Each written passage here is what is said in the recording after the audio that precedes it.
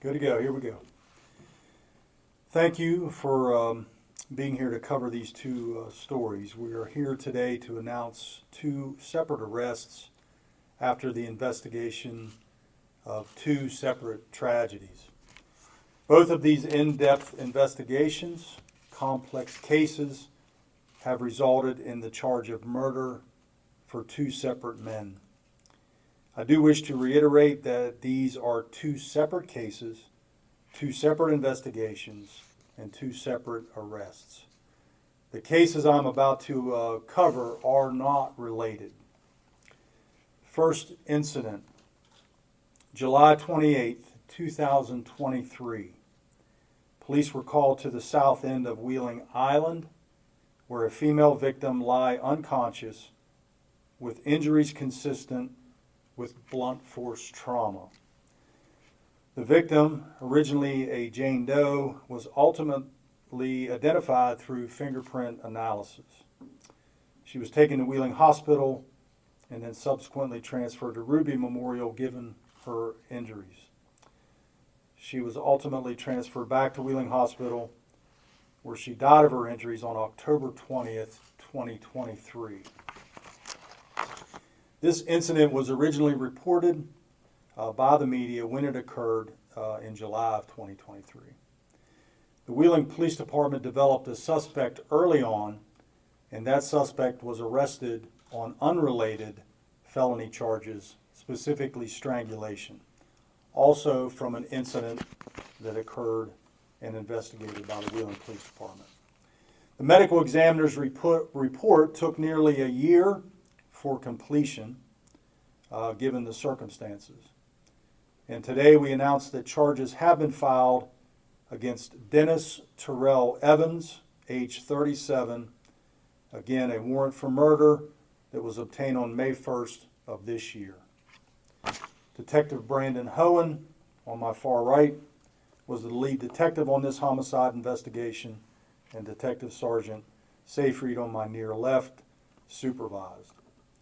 As always, we appreciated in this case the assistance of the U.S. Marshals Service, the State Medical Examiner's Office, Crime Stoppers of the Upper Ohio Valley, and the Ohio County Prosecutor's Office.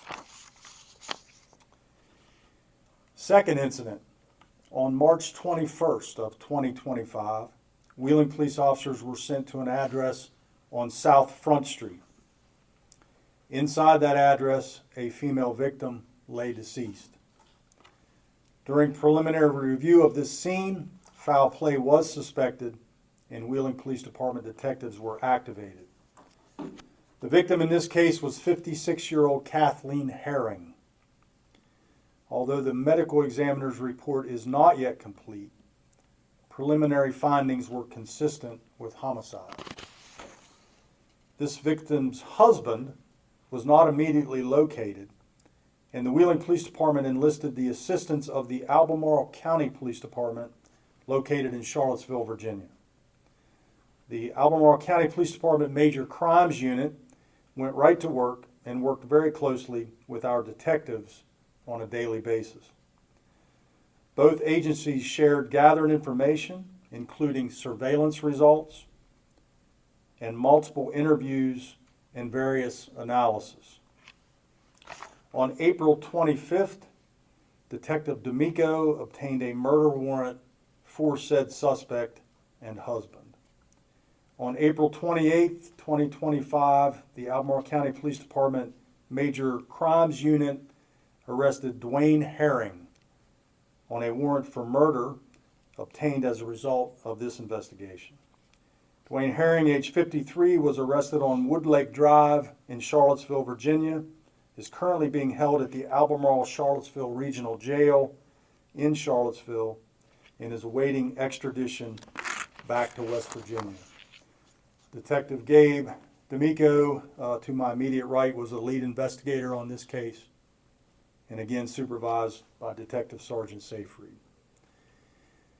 Regarding this investigation, I want to personally thank Detective Mark Ballou and Detective Andrew Holmes.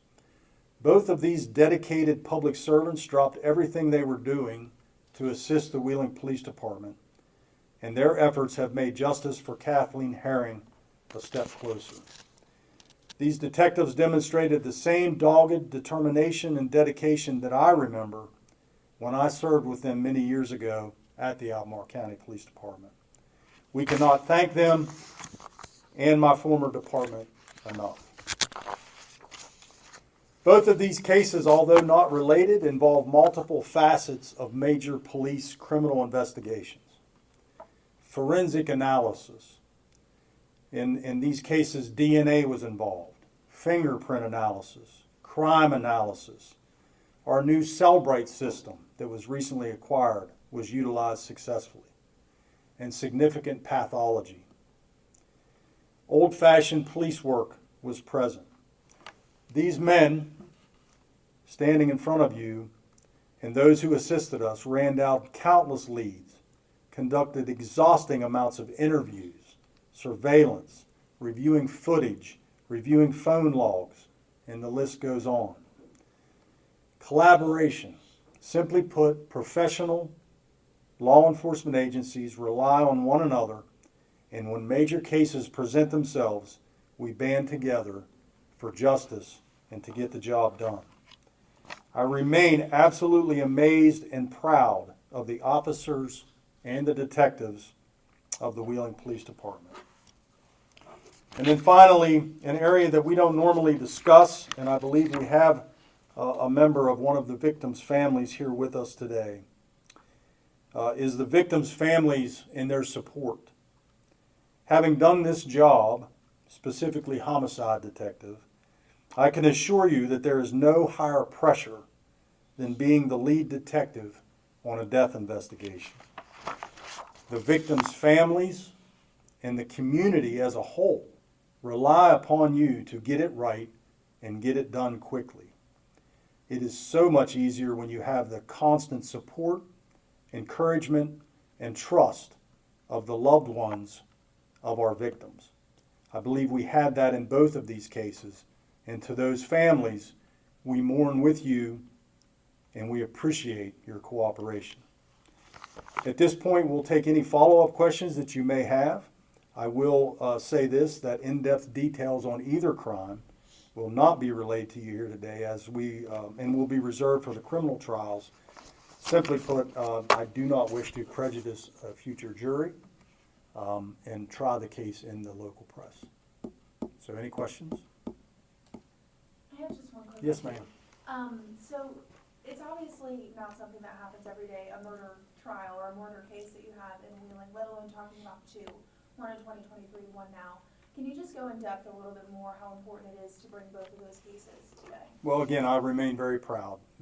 These men standing here alongside me are members of a very understaffed unit. And for them to do not only death investigations, but all of the cases that they handle and do them so well, it just speaks volumes of the character of these men. You're right, we do not have, we're lucky, we live in a safe community. We have very few homicides. In fact, we average 1 to 2 annually, and we did not have any last year. So the message, I guess, is the fact that one of these is a case from 2023 is that we will never forget and we will never quit. And we continued and continued and continued on that case specifically. We prefer to solve them quicker, but there were certainly things at play that we could not control, specifically pathology reports, medical examiner's reports.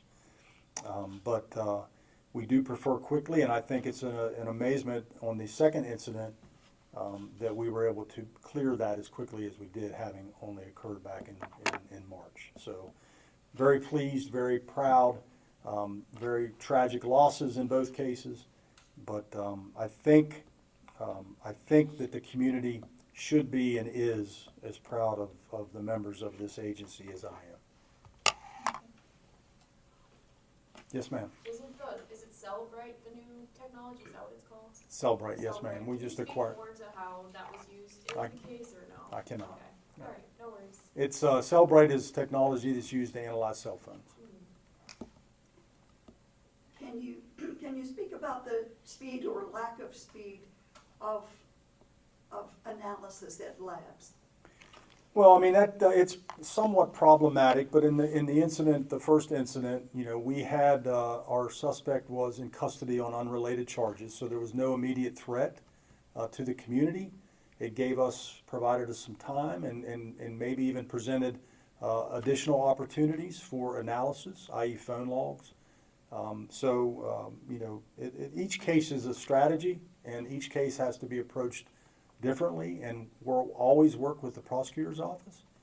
Even though we may feel like at times that we have probable cause for an arrest, the prosecutor's office may advise us differently, and we will work with them, and we'll continue to work for them, and try to find whatever they're looking for to make these cases proceed. Any other questions? If there are any interview requests, these gentlemen would be happy to assist you.